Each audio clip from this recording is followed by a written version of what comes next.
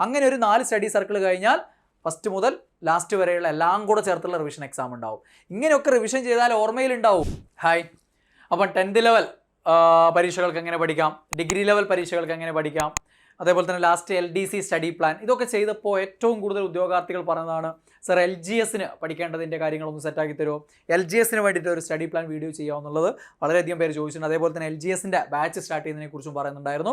അപ്പോൾ നമ്മൾ LGSന് വേണ്ടിയിട്ടുള്ള ഒരു കൃത്യമായിട്ടുള്ള ഒരു സ്റ്റഡി പ്ലാൻ ഞാൻ തയ്യാറാക്കിയിട്ടുണ്ട്. ഈ ഒരു സ്റ്റഡി പ്ലാൻ പ്രകാരം തന്നെയാണ് എൻ്റെ ഗോൾഡ് ബാച്ചുകളും എൻ്റർ ചെയ്ത് മുന്നോട്ടേക്ക് പോവാം. നിങ്ങൾക്ക് ഒന്നുകിൽ അതിൽ ചേർന്ന് പഠിക്കാം, അതല്ല എങ്കിൽ എന്ത് ചെയ്യാം, നിങ്ങൾക്ക് ഈ പറയുന്ന പ്രകാരം വീട്ടിലിരുന്ന് ഞാൻ പറയുന്ന കാര്യങ്ങളൊക്കെ ചേർത്ത് വീട്ടിലിരുന്ന് നന്നായിട്ട് പഠിച്ചു പോവാം. ഓക്കെ, അതല്ല എങ്കിൽ സിസ്റ്റമാറ്റിക് ആയിട്ട് കുറച്ച് വീതം പഠിച്ച് മെൻറ്റർ സപ്പോർട്ടോട് കൂടി നമുക്ക് അടുത്ത LGS ടോപ്പ് റാങ്ക് നേടുന്ന രീതിയിൽ പഠിച്ച് മുന്നോട്ട് പോവാം. Okay, yes. അപ്പം സ്റ്റെപ്പ് 1 എന്ന് പറയുന്നത് കുറച്ച് ഹോട്ട് ടോപ്പിക്കുകൾ, അത് ഇഷ്ടംപോലെ ഹോട്ട് ടോപ്പിക്കുകൾ ഉണ്ട് കഴിഞ്ഞ പരീക്ഷകളിലൊക്കെ ആവർത്തിച്ച് വന്നിട്ടുള്ള. അപ്പോൾ അതിൽ നിന്നുള്ളൊരു 10 ഹോട്ട് ടോപ്പിക് ആദ്യം പഠിക്കും. ഇതെന്തിനാന്ന് വെച്ച് കഴിഞ്ഞാൽ നമ്മൾ ആദ്യം കുറച്ച് ഏറ്റവും കൂടുതൽ ആവർത്തിക്കുന്ന ചില ടോപ്പിക്ക് പഠിച്ചു കഴിഞ്ഞാൽ പിന്നെ നമ്മൾ ഏതെങ്കിലും ഒരു ക്വസ്റ്റ്യൻ പേപ്പർ എടുത്ത് നോക്കുമ്പോൾ നമുക്ക് അറിയുന്ന കുറേ ചോദ്യങ്ങൾ കാണും. അപ്പോൾ നമുക്കൊരു ആശ്വാസമാണ്, മുന്നോട്ട് പോകാനൊരു ഇഷ്ടം വരും അല്ലേ. നമ്മൾ പഠിച്ചെടുത്ത ചോദ്യങ്ങൾ കാണുമ്പോൾ അല്ലേ നമുക്കൊരു ഇഷ്ടം ഉണ്ടാവുക. അതേസമയം ഇതൊന്നും അറിയാതെ നിങ്ങൾ ഏതെങ്കിലും ഒരു റാങ്ക് ഫയൽ വാങ്ങിയിട്ട് ആദ്യ പേജ് മുതൽ വായിക്കാമെന്ന് വിചാരിച്ചോ.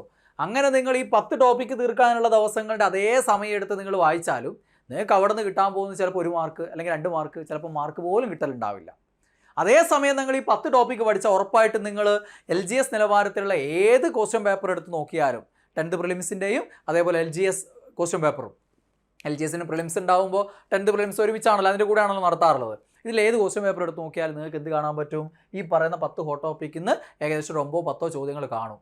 അതുകൊണ്ട് തന്നെ നിങ്ങളുടെ കോൺഫിഡൻസ് ലെവൽ ഉയരും. അതുകൊണ്ട് തന്നെ ഇപ്പോൾ എല്ലാ സ്റ്റഡി പ്ലാനിലും ഞാൻ സ്റ്റെപ്പ് 1 ആയിട്ട് ഹോട്ട് ടോപ്പിക്സ് ആണ്. പണ്ട് അതിൽ സ്റ്റെപ്പ് 1 ഇതായിരുന്നില്ല. പണ്ട് സ്റ്റെപ്പ് നല്ലത് ഏതായിരുന്നു, ഫസ്റ്റ് സ്റ്റെപ്പായിട്ട് പ്രീവിയസ് ഇയർ ക്വസ്റ്റ്യൻ പേപ്പർ പഠിക്കലായിരുന്നു. കാരണം എന്താ, അന്ന് അത്രയും റിപ്പീറ്റാണ് ക്വസ്റ്റ്യൻ ഇങ്ങനെ ആവർത്തിച്ച് വരും. പ്രീവിയസ് ക്വസ്റ്റ്യൻ പേപ്പർ 5 കൊല്ലത്തെ പഠിച്ചാൽ തന്നെ വലിയൊരു ശതമാനം മാർക്ക് കിട്ടും. ഇന്ന് ആവർത്തന ചോദ്യങ്ങളുടെ എണ്ണം അല്ലെങ്കിൽ അതിൻ്റെ പെർസെൻറ്റേജ് എന്ത് ചെയ്തു, വളരെ കുറഞ്ഞു. ആകെ അങ്ങനെ ആവർത്തന ചോദ്യങ്ങൾ ചോദിക്കുന്നത് തന്നെ കാര്യമായിട്ട് LGSലാണ്. LDCയിൽ പോലും വളരെ അപൂർവമായിട്ടേ വരാറുള്ളൂ. LGSൽ അത് വളരെ ചെറിയൊരു പെർസെൻറ്റേജ് ഇപ്പോഴും വരുന്നുണ്ട്. ആ ക്വസ്റ്റ്യൻ അത്രയും പ്രീവിയസ് കിട്ടാൻ വേണ്ടി നമ്മൾ ആദ്യം തന്നെ ഇത്രയും 10 വർഷത്തെയൊക്കെ പ്രീവിയസ് പഠിച്ചുകൊണ്ട് ഒരു കാര്യമില്ല. എന്നിട്ട് അതിൽ നിന്ന് കിട്ടുന്ന ചിലപ്പോൾ ചില പരീക്ഷകൾ 5, ചില പരീക്ഷകളിൽ എല്ലാം പുതിയ ചോദ്യമായിട്ടുള്ള രീതിയിലും LGS ക്വസ്റ്റ്യൻ പേപ്പറുകൾ നിങ്ങൾക്ക് കാണാൻ പറ്റും. ചില പ്രിലിംസ് 10th പ്രിലിംസും ചില LGS ക്വസ്റ്റ്യൻ പേപ്പറൊക്കെ ഒരു പഴയ ചോദ്യം പോലും ഇല്ലാത്ത ക്വസ്റ്റ്യൻ പേപ്പറും ഇടക്കാലത്ത് വന്നിട്ടുണ്ട്. അപ്പം പ്രീവിയസിൽ കുത്തി മറയലല്ല ഇപ്പോൾ ഫസ്റ്റ് സ്റ്റെപ്പ്. ചോദ്യ രീതികൾ മനസ്സിലാക്കണം. അതിന് നമ്മൾ എന്ത് ചെയ്യുന്നുണ്ട്, 2ാം ഘട്ടത്തിൽ പോകും. ഇപ്പോൾ നടന്നുകൊണ്ടിരിക്കുന്ന പരീക്ഷകളിലേക്ക് കടക്കും. അപ്പോൾ ആദ്യം ഈ 10 ഹോട്ട് ടോപ്പിക്കുകൾ, ഏറ്റവും ആവർത്തിക്കുന്ന ഈ ടോപ്പിക്കുകളൊന്ന് പഠിക്കുക. വിറ്റാമിനുകളും ധാതുക്കളും. വിറ്റാമിനുകൾ, അപര്യാപ്തത രോഗങ്ങൾ, ഇതേ 10th ലെവൽ അല്ലെങ്കിൽ LGS സിലബസിലൊക്കെ ഉള്ളൂ. 10th ലെവൽ പ്രിലിംസിൻ്റെയും LGSൻ്റെ മെയിൻസിൻ്റെ സിലബസിലും ഉള്ളത് വിറ്റാമിനുകളും രോഗങ്ങളും എന്നാണ്. പക്ഷേ പരീക്ഷയിൽ ധാതുക്കളെക്കുറിച്ചും ചോദിക്കാറുണ്ട്. അപ്പോൾ അത് പഠിക്കുമ്പോൾ വിറ്റാമിനുകളും ധാതുക്കളും അവയുടെ അപര്യാപ്തത രോഗങ്ങളും അങ്ങനെ തന്നെ പഠിക്കണം. പിന്നെ വൈകുണ്ഠസ്വാമികൾ, നവോത്ഥാന നായകരിൽ ഏറ്റവും ഇമ്പോർട്ടൻ്റ്, കൂടുതൽ ചോദിക്കുന്ന വൈകുണ്ഠസ്വാമികളാണ്. 3 കേരളത്തിൻ്റെ ഭൂപ്രകൃതി വിഭജനം, മലനാട്, ഇടനാട്, തീരപ്രദേശം. ഈ ടോപ്പിക്ക് പഠിക്കുക. ഈ ടോപ്പിക്കൊക്കെ പഠിച്ചാൽ നിങ്ങൾക്ക് വെറുതെ ആവില്ല, മാർക്ക് ഉറപ്പാണ്. അപ്പോൾ നമുക്ക് സുന്ദരമായിട്ട് പഠിച്ചാൽ മുന്നോട്ട് പോകാം. ഇങ്ങനെ പഠിച്ചപ്പോൾ എനിക്ക് മാർക്ക് കിട്ടുന്നുണ്ട്, കാര്യം പോകാൻ പറ്റും. മറ്റങ്ങനെയല്ല, നിങ്ങളിങ്ങനെ കുത്തിയിരുന്ന് മാസങ്ങളോളം പഠിക്കുക, എന്നിട്ട് ഏതെങ്കിലും ഒരു ക്വസ്റ്റ്യൻ പേപ്പർ എടുത്ത് നോക്കുമ്പോൾ ഒന്നും നിങ്ങൾക്ക് അറിയുന്നുണ്ടാവില്ല, നിർത്തൂലേ. അതാണ് എല്ലാവർക്കും പറ്റുന്നത്. ഓക്കെ, ദെൻ 4ാമത്തത് തലച്ചോറിൻ്റെ ഭാഗങ്ങൾ. തലച്ചോറ്, അതിൻ്റെ ഓരോ ഭാഗം, cerebrum, cerebellum, medulla oblongata, thalamus, hypothalamus, അങ്ങനെ ഓരോ ഭാഗങ്ങളും അതിൻ്റെ കാര്യങ്ങളും. ദെൻ 5ാമത്തത് കേരളത്തിലെ വൈദ്യുത പദ്ധതികൾ, മറ്റൊരു ഇമ്പോർട്ടൻ്റ് ടോപ്പിക്കാണ്. പിന്നെ 6ാമത്തത് രാജാറാം മോഹൻ റോയ്, പിന്നെ നീതി ആയോഗ്, പിന്നെ മൗലികാവകാശങ്ങളും റിട്ടുകളും, പിന്നെ കേരളത്തിലെ നദികൾ, പിന്നെ ചട്ടമ്പിസ്വാമികൾ. ഇത്രയും ടോപ്പിക്കാണ് നമ്മൾ ആദ്യം പഠിക്കുക. ഈ ഓരോ ടോപ്പിക്കിനും ആവശ്യമായ സമയം തന്നിട്ടാണ് പഠിക്കുക. പഴയ രീതി മാറ്റണം കേട്ടോ നിങ്ങൾ. ഇപ്പോൾ എല്ലാവർക്കും നിങ്ങൾ LGSൻ്റെ ആൾക്കാർക്കുള്ള ആദ്യ വീഡിയോ ആണല്ലോ ഇത് പുതിയ കാലഘട്ടത്തിലെ. അപ്പോൾ നിങ്ങൾ ആദ്യം മനസ്സിലാക്കേണ്ട ഒരു കാര്യം, അതായത് ഇത്തവണത്തെ ആദ്യ വീഡിയോ എന്നുള്ള രീതി നിങ്ങൾ ആദ്യം മനസ്സിലാക്കേണ്ട കാര്യം, പഴയതുപോലെ ഈ ഇടകലർത്തിയുള്ള പഠനം നിർത്തുക. അരമണിക്കൂർ ഹിസ്റ്ററി, അരമണിക്കൂർ ജോഗ്രഫി, അരമണിക്കൂർ ഫിസിക്സ്, അരമണിക്കൂർ കെമിസ്ട്രി, അരമണിക്കൂർ കണക്ക്, ആ പരിപാടി നിർത്തുക. ആ കാലഘട്ടം കഴിഞ്ഞു. ആ രീതി, ആ ചോദ്യ രീതി ആയിരുന്നപ്പോഴുള്ളതാണ് എന്ത്, ആവർത്തന ചോദ്യങ്ങൾ കുത്തി നിറച്ചത്. അങ്ങനെ ആകുമ്പോൾ ഈ അരമണിക്കൂർ വെച്ച് പഠിക്കുന്ന ഓരോ ടോപ്പിക്കിൽ നിന്നും ചിലപ്പോൾ ചോദ്യങ്ങൾ കിട്ടുമായിരുന്നു. ഒരു ദിവസം പഠിക്കുന്നതിന് കുറേ ചോദ്യം കിട്ടുമായിരുന്നു. കാരണം അന്ന് അങ്ങനെയാണ്. ഇമ്പോർട്ടൻറ്റ് ചോദ്യങ്ങൾ ഇങ്ങനെ മാറി മാറി വരിക. ഇപ്പോൾ അതല്ല, കുറച്ചുകൂടെ കൺസെപ്റ്റ് അറിഞ്ഞ് പഠിക്കണം. LGS പോലും അത്തരത്തിലുള്ള ചോദ്യങ്ങൾ കൂടുതൽ ഉണ്ടാവാറുണ്ട്, സ്റ്റേറ്റ്മെൻറ്റ് ടൈപ്പ് ചോദ്യങ്ങൾ. നിങ്ങൾ കണ്ടില്ലേ, LGS അടക്കമുള്ള ഒരു പരീക്ഷയ്ക്ക് വേണ്ടിയിട്ട് നടത്തിയ ഒരു 10th പ്രിലിംസിൽ 42 സ്റ്റേറ്റ്മെൻറ്റ് ടൈപ്പ് ചോദ്യങ്ങൾ ഉണ്ടായിരുന്നു. ഓർമ്മയില്ലേ? യെസ്. അപ്പോൾ അതുകൊണ്ട് ആ ലെവലിൽ നമ്മൾ പഠിക്കണം. പഠിക്കുമ്പോൾ നല്ല ഡീറ്റെയിൽ ആയിട്ട് തന്നെ പഠിക്കണം. അങ്ങനെ അല്ലാതെ ഒരു ദിവസം തന്നെ ഇത്തിരി പഠിച്ച് കളിയാനല്ല വേണ്ടി. ഒരു ദിവസം ഒരു ടോപ്പിക്കാണെങ്കിൽ ആ ടോപ്പിക്ക് തീർക്കണം. അത് ഒരു ദിവസം കൊണ്ട് തീരെങ്കിൽ ഒരു ദിവസം, 2 ദിവസം വേണേൽ 2 ദിവസം, 3 ദിവസം വേണേൽ 3 ദിവസം, അത് തീർത്ത് അതിൽ നിന്നുള്ള എങ്ങനെ ചോദ്യം വന്നാലും ഞാൻ ആൻസർ ചെയ്യും എന്ന് ഉറപ്പിച്ചിട്ടേ അടുത്ത ടോപ്പിക്കിലേക്ക് പോകേണ്ടതുള്ളൂ.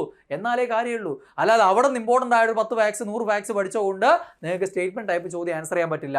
നിങ്ങൾ പഠിച്ച ഫാക്സ് ആയിരിക്കില്ല സ്റ്റേറ്റ്മെൻറ്റ് ടൈപ്പിലുള്ള 5 സ്റ്റേറ്റ്മെൻറ്റ് അല്ലെങ്കിൽ 4 സ്റ്റേറ്റ്മെൻറ്റിൽ ബാക്കിയുള്ള 3 എണ്ണം. അപ്പം ആൻസർ ചെയ്യാണ്ട് വിടേണ്ടി വരും. ആ പഠിച്ച ടോപ്പിക്കിന് ചിലവഴിച്ച സമയമോ വേസ്റ്റായി, അവിടെ നിന്നിട്ട് മാർക്കുമില്ല. അതുകൊണ്ട് പഠിക്കുന്ന സാധനം വൃത്തിയായിട്ട് കംപ്ലീറ്റ് പഠിച്ച് തീർക്കുക. അപ്പോൾ അവിടെ ഗോൾഡ് ബാച്ചിലാവുമ്പോൾ എങ്ങനെയാണെന്ന് പറഞ്ഞാൽ ഓരോ ടോപ്പിക് ഉണ്ടാവും, ആ ടോപ്പിക്കിൻ്റെ റിവിഷൻ എക്സാം ഉണ്ടാവും.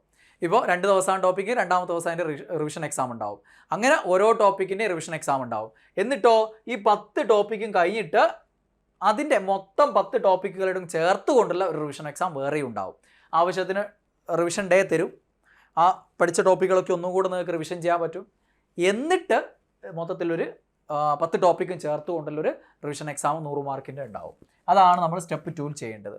നിങ്ങൾ വീട്ടിൽ നിന്നാവുമ്പോൾ ഇത്രയും ടോപ്പിക്കുകൾ പഠിക്കലൊക്കെ, അതിന് നോട്ട്സൊക്കെ നിങ്ങൾക്ക് കളക്ട് ചെയ്തെടുക്കാം, കയ്യിലുള്ള പുസ്തകം ഉപയോഗിച്ച് പഠിക്കാം, അല്ലെങ്കിൽ യൂട്യൂബിൽ ക്ലാസ്സുകൾ കണ്ട് പഠിക്കാം. അതിൻ്റെ എക്സാം നിർബന്ധമായിട്ട്. ഇപ്പോൾ PSC പരീക്ഷയിൽ പഠിക്കലിന് മാത്രമല്ല പ്രാധാന്യം, റിവിഷന് മാത്രമല്ല പ്രാധാന്യം, മാക്സിമം എക്സാമുകൾ എഴുതണം. ഓരോ മേഖലയിൽ നിന്നും ചോദ്യങ്ങൾ പരിശീലിക്കണം. ഇല്ലെങ്കിൽ യഥാർത്ഥ പരീക്ഷയിലുള്ള ചോദ്യത്തിൻ്റെ രൂപം കണ്ട് നമ്മളങ്ങ് പേടിച്ച് തെറ്റിപ്പോകും. ആ രീതിയിലൊക്കെയാണ് ചോദ്യങ്ങൾ വരിക. അപ്പോൾ അത് മനസ്സിലാക്കിയിട്ട് മാക്സിമം എക്സാമുകൾ എഴുതണം.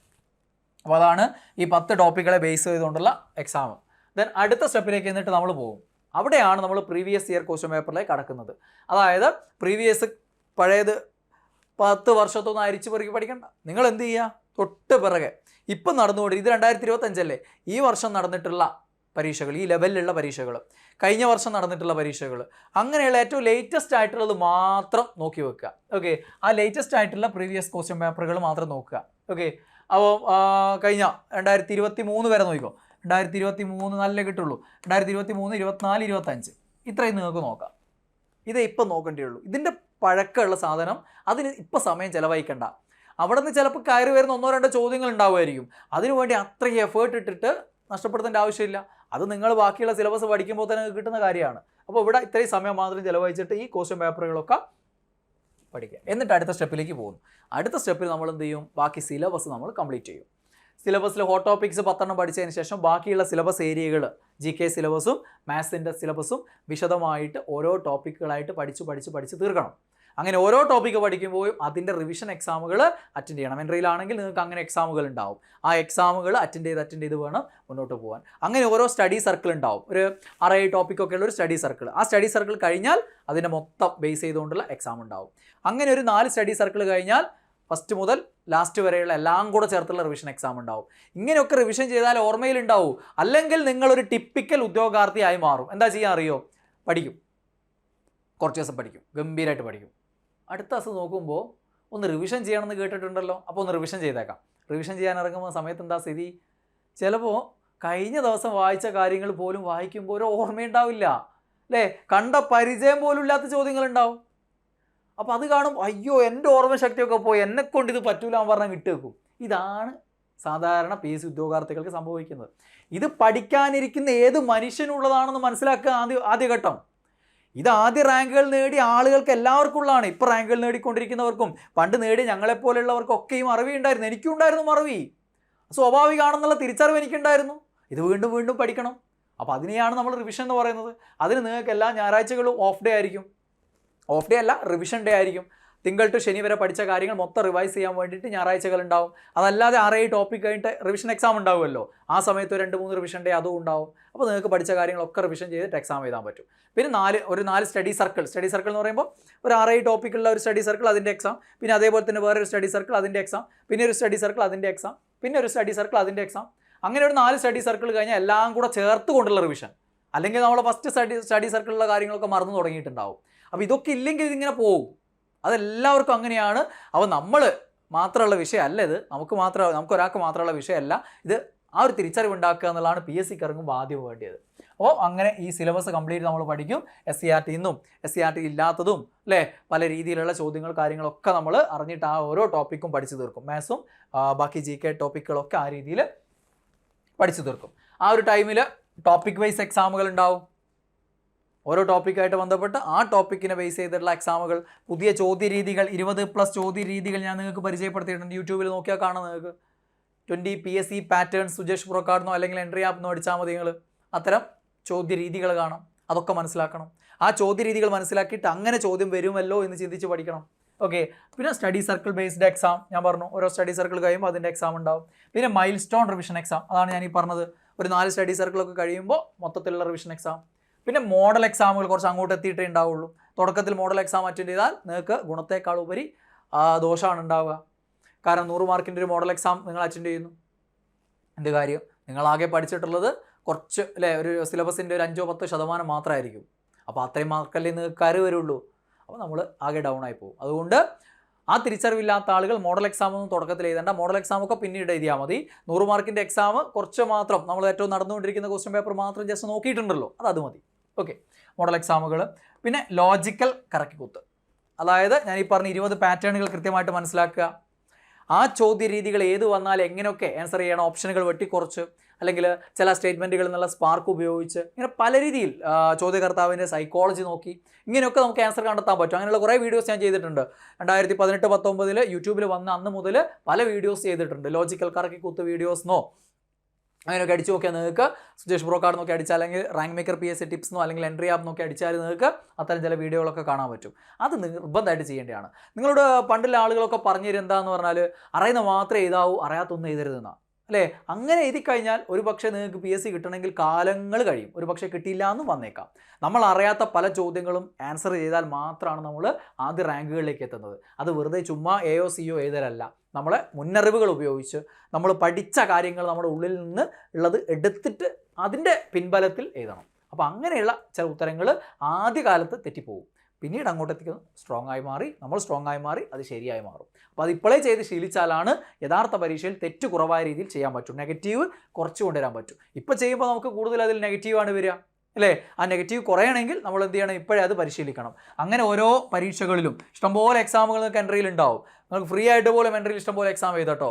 നിങ്ങൾ എൻട്രി എടുക്കുന്നില്ല എന്ന് വിചാരിക്കും, എന്നെങ്കിൽ പോലും നിങ്ങൾക്ക് ഇഷ്ടംപോലെ എക്സാം എഴുതാം. അപ്പോൾ ആ എക്സാമുകളിലൊക്കെ ഇത്തരം ലോജിക്കൽ കറക്കിക്കുത്തൊന്ന് പരിശീലിച്ച് നോക്കുക. ആദ്യം കുറേ തെറ്റുണ്ടാവും, അതിൽ മനമെടുക്കരുത്. ഓക്കെ. ഇനി അടുത്ത സ്റ്റെപ്പിലേക്ക് പോകും നമ്മൾ.